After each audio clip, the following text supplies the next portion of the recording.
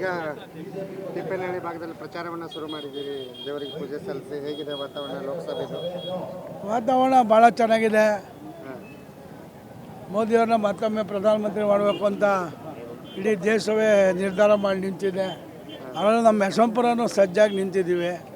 ನಮ್ಮ JDS BJP ಎಲ್ಲ ಮುಖಂಡರುಗಳು ಭಾಳ ಹುರುಪಿನಿಂದ ಕೆಲಸ ಮಾಡಿ ಯಶವಂತಪುರ ವಿಧಾನಸಭಾ ಕ್ಷೇತ್ರದ ಅತ್ಯಧಿಕ ಮತಗಳನ್ನ ಕೊಟ್ಟು 8 ಕ್ಷೇತ್ರದಲ್ಲಿ ನಮ್ಮದೇ ಹೈಯೆಸ್ಟ್ ಬರಬೇಕು ಯಶವಂತಪುರ ಅಂತೇಳಿ ತೀರ್ಮಾನ ಮಾಡಿದ್ದೀವಿ. ರೀತಿ ನಮ್ಮ ನೋಡ್ತಾ ಇದ್ದೀವಿ, ನಮ್ಮ ಮುಖಂಡರುಗಳು BJP JDS ಕಾರ್ಯಕರ್ತರನ್ನ ಭಾಳ ಒಗ್ಗಟ್ಟಾಗಿ ಖುಷಿಯಿಂದ ಮಾಡ್ತಾಯಿದ್ದಾರೆ. ಖಂಡಿತ ನಮ್ಮ ಕ್ಷೇತ್ರದಲ್ಲಿ ಮೇಡಮ್ನವ್ರಿಗೆ ಹೆಚ್ಚಿನ ಮತಗಳು ಬರ್ತವೆ, ಗೆಲ್ತಾರೆ ಅಂತ ಆಶಾಭಾವನೆಯನ್ನು ಇಟ್ಕೊಂಡು ಕೆಲಸವನ್ನು ಶುರು ಮಾಡಿದ್ದೀವಿ. ಈಗ ಈ ಭಾಗದಲ್ಲಿ ಸಾಕಷ್ಟು ಸಮಸ್ಯೆ, ರಸ್ತೆ ಸಮಸ್ಯೆ ಆಗಿರ್ಬೋದು, ನೀರಿನ ಸಮಸ್ಯೆ ಆಗಿರ್ಬೋದು, ಜೊತೆಗೆ ಕಸದ್ದು.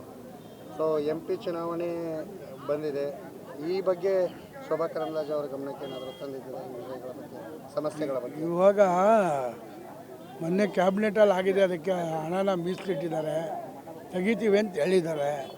ಈಗ ಬಡ್ಜೆಟ್ ಆಗಿ ಇನ್ನೂ 1 ತಿಂಗಳು ಆಗಿಲ್ಲ. ಒಂದೆರಡು ಸಲ ಕಾದು ನೋಡೋಣ, ಮೇಡಮ್ ಅವರು ಆಯ್ಕೆ ಆಗಲಿ, ಆದಮೇಲೆ ಮೇಡಮ್ ಅವ್ರ ಜೊತೆ ಕೂತ್ಕೊಂಡು ಚರ್ಚೆ ಮಾಡಿ ಹೋರಾಟ ಮಾಡೋದು, ತೆಗಿಯೋದಕ್ಕೆ ಬೇರೆ ಏನು ಪ್ಲ್ಯಾನ್ ಮಾಡ್ಬೋದು ಅದನ್ನು ಮಾಡೋಣ. ತೆಗಿಯೋದಂತೂ ಸದಾ ಸಿದ್ಧ, ಹೋರಾಟ ಅಂತೂ ನಿರಂತರವಾಗಿ ಇರ್ತದೆ. ನಮಗೆ ಈ ಜನದ ನೆಮ್ಮದಿಯಾದ ಬದುಕಬೇಕಷ್ಟೇ, ನಮಗೆ ರಾಜಕಾರಣ ಮುಖ್ಯ ಅಲ್ಲ. ನಮ್ಮದಿರೋದು, ನಾನು ಒಂದು ಸರಿ ಅವ್ರಿಗೆ ಹೇಳ್ದೆ, ಇದೇ ದೇವಸ್ಥಾನದಲ್ಲಿ ನಮ್ಮ ಹುಡುಗರು ಇರ್ಬೋದು, ಓಪನ್ ಚಾಲೆಂಜು, ನಾನು ಕ್ಯಾಂಡಿಡೇಟೇ ಆಗೋಲ್ಲ, ನೀನು ತೆಗೆಸ್ಕೊಡಪ್ಪ ಅಂತ ಹೇಳಿದೆ. ಇದಕ್ಕಿಂತ ಇನ್ನೇನು ಹೇಳಬೇಕು? MLA ಕ್ಯಾಂಡಿಡೇಟೇ ಆಗೋಲ್ಲ ಅಂತ ಹೇಳಿದೆ, ತೆಗೆಸ್ಬಿಡಿ ಅಂತ ಹೇಳಿದೆ. ನನ್ನ ಜನ ಒಳ್ಳೇದಾಗಬೇಕು ಅಷ್ಟೇ. ಏನು MLA ಆಗ್ಬಿಟ್ಟು ಸೇವೆ ಮಾಡಬೇಕು ಅಂತಿಲ್ಲ, MLA ಆಗದಿರೋ ಜನ ಸೇವೆ ಮಾಡ್ಬೋದು. ಒಂದು ಆತ್ಮವಿಶ್ವಾಸ ಇದ್ದರೆ, ಜನರ ಮೇಲೆ ಒಂದು ನಂಬಿಕೆ ಇದ್ದರೆ ಮಾಡ್ಬೋದು. ಅಧಿಕಾರ ಇಟ್ಕೊಂಡೇ ಮಾಡಬೇಕು ಅಂತ ಏನಿಲ್ಲ.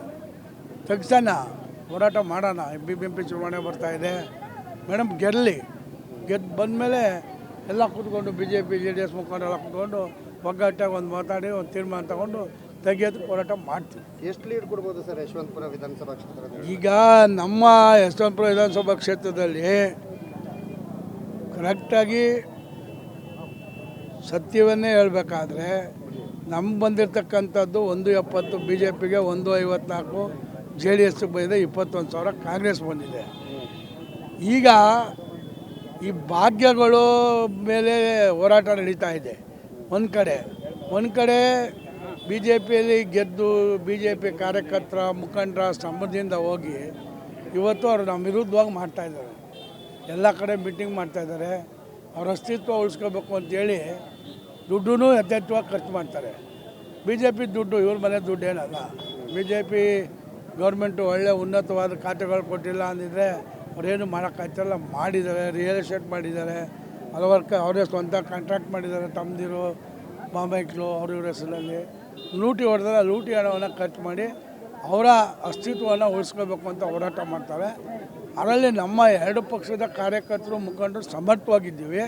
ನಾವು ಹೋರಾಟ ಮಾಡ್ತೀವಿ. ನಮ್ಮ ನಿರೀಕ್ಷೆ 1 ಲಕ್ಷನಾದ್ರು ಖಂಡಿತ ಲೀಡ್ ತಗೋತೀವಿ ಅನ್ನೋ ಒಂದು ಭಾವನೆ ಇಟ್ಕೊಂಡು ಕೆಲಸ ಮಾಡ್ತಾಯಿದ್ದೀವಿ. ನೋಡೋಣ, ಮುಂದಿನ ದಿನಗಳಲ್ಲಿ ಇನ್ನೂ 10 ದಿವಸ ಐತೆ ಚುನಾವಣೆ, ಯಾವ್ಯಾವ ಥರ ಟರ್ನ್ ತಗೊಳ್ತಿದ್ದಾರೆ ನೋಡಿಕೊಂಡು ಕೊನೆ 3 ದಿವಸದಲ್ಲಿ ಕ್ಲೈಮ್ಯಾಕ್ಸ್ ಫಿಕ್ಸ್ ಆಗುತ್ತೆ.